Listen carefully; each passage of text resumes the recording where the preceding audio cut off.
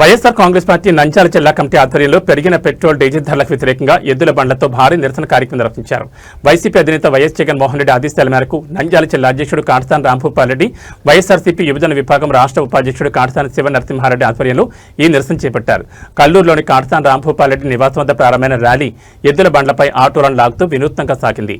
ప్రజల దృష్టిని ఆకర్షించిన ఈ నిరసన ర్యాలీ కల్లూరు తహసీల్దార్ కార్యాలయం వరకు చేరుకుని అక్కడ అధికారులకు వినతిపత్రం అందజేశారు. ఈ సందర్భంగా కాటసాని రాంభూపాల్ రెడ్డి మాట్లాడుతూ ఎన్నికల ముందు పెట్రోల్ డీజిల్ ధరలు తగ్గిస్తామని హామీ ఇచ్చిన ప్రభుత్వం ఇప్పుడు ప్రజలను మోసం చేస్తోందని ఆరోపించారు. ఇంధన ధరల పెంపుతో ప్రజలపై అదనపు భారం మోపుతున్నారని మండిపడ్డారు. ఎన్నికల సమయంలో వ్యాట్ తగ్గిస్తామని చెప్పిన చంద్రబాబు నాయుడు, నారా లోకేష్ ఇప్పుడు ఆ హామీలను విస్మరించారని విమర్శించారు.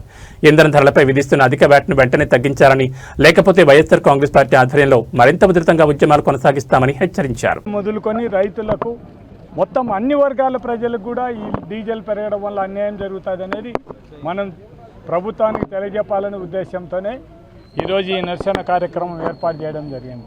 కానీ చంద్రబాబు నాయుడు గారు ఎలక్షన్ల ముందర లోకేష్ బాబు కూడా వీళ్ళందరూ మాట్లాడిన మాటలు ఒకసారి ఈ రాష్ట్ర ప్రజలకు అందరికీ కూడా మనం చెప్పాల్సిన అవసరం ఉంది. మా గవర్నమెంట్ ఉన్నప్పుడు లోకేష్ బాబు చాలా ముందుకొచ్చి మొత్తం పెట్రోల్ డీజిల్ అంతా కూడా వీళ్ళే దోసుకుంటున్నారు. మొత్తం ఈ రేట్లు రాష్ట్రంలో ఎక్కడ కూడా ఈ రేట్లు లేవు, మేము అధికారం లేకొస్తానే తగ్గిస్తామని చెప్పడం జరిగింది. అయ్యా లోకేష్ బాబు గారు, మీ తండ్రి గారు మీరు ఎలక్షన్ల ముందర ఓట్ల కోసం ప్రజలకు ప్రామిస్ చేయడం జరిగింది, మేము పెట్రోల్ డీజిల్ తగ్గిస్తామని. ఎందుకు తగ్గిలేకున్నారు? భారతదేశంలోనే ఆంధ్రప్రదేశ్లోని ఎంత రేట్లు ఈ మొత్తం భారతదేశంలో ఒక్కడు కూడా రేటు ప్రజలు ఉంటే మీరు సాధించిన ప్రగతి ఒక్కసారి అంటే ఎలక్షన్లు ఇండైరెక్ట్గా మేము పెంచమంటే పెంచుతామనే మీరంతా కూడా మీరు మొత్తం ఏ దాంట్లో దోపిడీ చేయడం లేదు. ఇసుక మొత్తం అప్పుడు మేము గవర్నమెంట్ ఉన్నప్పుడు 1000 కోట్ల పైగా రాష్ట్ర ప్రభుత్వానికి డబ్బులు వచ్చేది.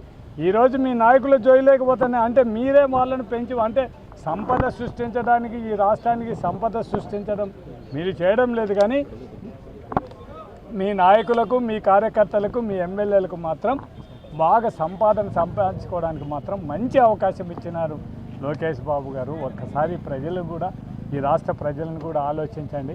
ఎలక్షన్ల ముందర మీరు ఏం వాగ్దానాలు చేసినారు, ఎంతవరకు నెరవేర్చగలుగుతున్నారు? మీరు ఒక్కసారి మొత్తం మమ్మల్ని మాట్లాడినారు. మీరు ఎందుకు నెరవేర్చలేకుండా ఎప్పుడు మా నాయకుడు జగన్మోహన్ రెడ్డి ఇచ్చిన ప్రతి ఒక్క పథకాన్ని కూడా ప్రజలకు అందించడం జరిగింది. మీరు ఎలక్షన్లో మేనిఫెస్టోలో మీరు పెట్టిన దాంట్లోనే కూడా నిరుద్యోగ భృతి ఈ రోజు వరకు కూడా ఒక్క నిరుద్యోగ భృతి కూడా ఎవరికి ఇవ్వడం లేదు. అక్క చెల్లెళ్ళకి అందరు కూడా నెలకు 1500 ఇస్తామన్నారు, ఇంతవరకు ఆ ఊసి ఎత్తలేదు.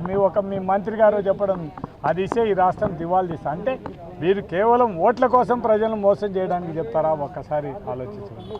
మా గవర్నమెంట్లో మేము పింఛన్లకు క్యూ లైన్ లేదు, రేషన్ కార్డుకు క్యూ లైన్ లేదు, యూరియాకు క్యూ లైన్ లేదు, గ్యాస్కు క్యూ లైన్ లేదు, పెట్రోల్కు క్యూ లైన్ లేదు. మీరు ఇప్పుడు మీ ప్రభుత్వంలో క్యూ లైన్ వచ్చింది పరిస్థితి అంతా ఒక్కసారి మీరు ప్రజల్ని ఏ విధంగా దూరం చేస్తున్నారని మాత్రం మీరు అనుకోవాల్సిన పరిస్థితి ఉంది. ఒకటి మాత్రం తెలుగుదేశం వల్ల మాత్రం ఈ 2 సంవత్సరాలు సాధించిన ప్రగతి మాత్రం ఒకటి మాత్రం గ్యారెంటీ చెప్పదు. వాళ్ళు మాత్రం ప్రజలకు మాత్రం బాగా ఒక ప్రగతి బాగా సాధించినారు. మీకు ప్రతి ఒక్క ఊర్లో కూడా 4 బిల్డ్ షాపులు పెట్టి మనం జొమాటో దీనిలో మనం బుక్ చేస్తే మొత్తం మనకు అన్నీ కూడా వచ్చేస్తాయి. ఇప్పుడు నీకు అర్ధరాత్రి 12 గంటలు 1 గంటకు చెప్పినా కూడా మొత్తం మందు మీకు ఎక్కడ కావాలంటే అక్కడ సప్లై చేసే విజయాన్ని తెలుగుదేశం పార్టీ ఇల్లు సాధించడం జరిగింది.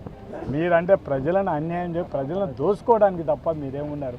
మమ్మల్ని అంతకుముందు మాట్లాడిన తెలుగుదేశం నాయకులకు అందరికి కూడా ఇసుక మొత్తం మీరే దోసుకుంటున్నారు. ఇప్పుడు మీ పెళ్ళే టిప్పర్లు పెట్టి మొత్తం ఫ్యాక్టరీలకంతా మీరే తోలుతున్నారు.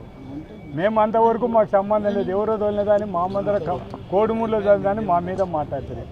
మీరు గ్రావెల్ తీసామా, గ్రావెల్కు టిప్పర్కి ఇంత డబ్బులు, మొత్తం ట్రాక్టర్లకు డబ్బులు వసూలు చేస్తున్నారు.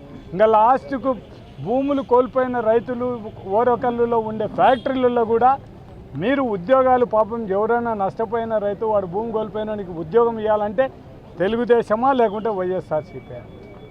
ఇది ఎక్కడ మేము చూడలేదు. మేము మొత్తం అంతా కూడా మేము ఉన్నప్పుడు ఎక్కడ కూడా ఏ పార్టీని కూడా చూడలేదు. ఎవరైతే రైతు నష్టపోయినాడో వాళ్ళని, ఎవరైతే పని చేసుకుంటారో వాళ్ళకందరినీ ఇంకా లాస్ట్కి ఏ స్థితికి దిగజారిపోయినారు అంటే వైఎస్ఆర్సీపీ వెహికల్స్ ఉంటే కూడా దానిని తీసేయమని కంపెనీలను బెదిరించి చేసే పరిస్థితి. ఎవరికి అధికారం శాశ్వతం కాదు. మళ్ళా రేపు అధికారం వచ్చినప్పుడు ఒక్కసారి మీరు ఆలోచించుకోండి. మా జగన్మోహన్ రెడ్డి ఆ రోజు కులాలు చూడడం, మతాలు చూడడం, పార్టీలు చూడడం, మనం నిజమైన పేదవానికి న్యాయం జరగాలన్న ఉద్దేశంతోనే డైరెక్ట్ బటన్ నొక్కి మీకు అందరికి కూడా చేయడం జరిగింది. ఈరోజు మీరు చేస్తున్నది ఏంది? తెలుగుదేశం నాయకులను తప్ప ఇంకా ఇతర పార్టీ వాళ్ళని ఎవ్వరిని కూడా మీరు ఇయ్యని పరిస్థితి. లాస్ట్ భూమి కోల్పోయిన రైతులకు అందరు కూడా మొత్తం వాళ్ళకు ఉద్యోగాలు, వాళ్ళ భూమి కోల్పోయిన వాళ్ళకు ఉద్యోగాలు ఇవ్వకుండా వాళ్ళని నిలబెట్టడం ఏంది? ఇది మొత్తం ఒక ఇండస్ట్రియల్ యాక్ట్లోనే ఆ ఊరికి ఎవరైతే భూములు కోల్పోయినారో, ఎవరైతే ఆ ఊరు ప్రజలు ఉంటారో 70% పైగా వాళ్ళకు ఉద్యోగాలు ఇవ్వాలని. కానీ మీరు ఏం చేస్తున్నారో ఒక్కసారి ఆలోచించండి.